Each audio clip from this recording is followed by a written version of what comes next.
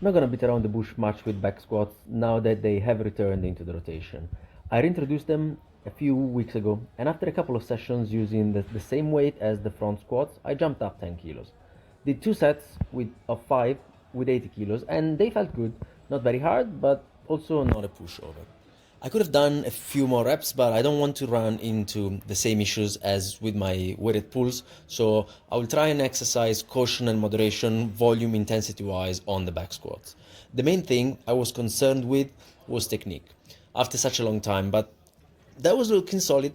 I'm glad I was able to find the right foot placement straight away. I still remember how long it took me to find it the first time I started getting interested in how to squat high bar properly, and it wasn't funny.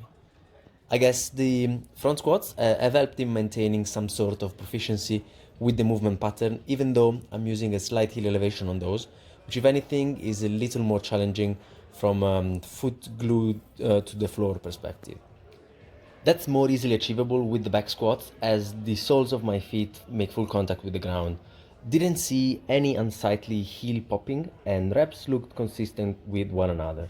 Then again, those two sets at 80 kilos weren't too challenging, so I will curb my enthusiasm. In terms of progression, I'd like to stay in a low rep range on the back squats, something between 4 and 6, or maybe as low as 3, but not lower.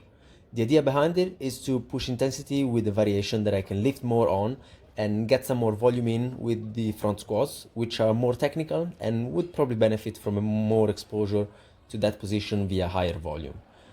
I'm not sure what weight I can push at the moment on back squats, and I'm not keen to finding my limit out straight away. So after this big jump of 10 kilos this week, I will go up another 5 kilos and start progressing through the rep range over a few weeks before jumping up in weight, not more than 2.5 kilos at a time, and let's see how that goes. The last time that I attempted the 1 rep max was almost exactly a year ago, on day 30 actually, I just checked, and that was 110 kilos. I don't feel like going for singles anytime soon, so it will probably be a while before I can add those weights to the bar again. The main focus now will be to progress well by adding weight when possible and build some strength at lower rep ranges. And who knows, that might even help with the jumping. I know as to grass squats aren't probably the most specific variation when trying to increase takeoff power generation, but since I don't really have space in my program for to do quarter squats at the moment, that will have to do. I am still trying to be as rounded as possible with my training, and that is really the time that I can dedicate to that without getting too hyper specialized and specific with jump training only. Ciao.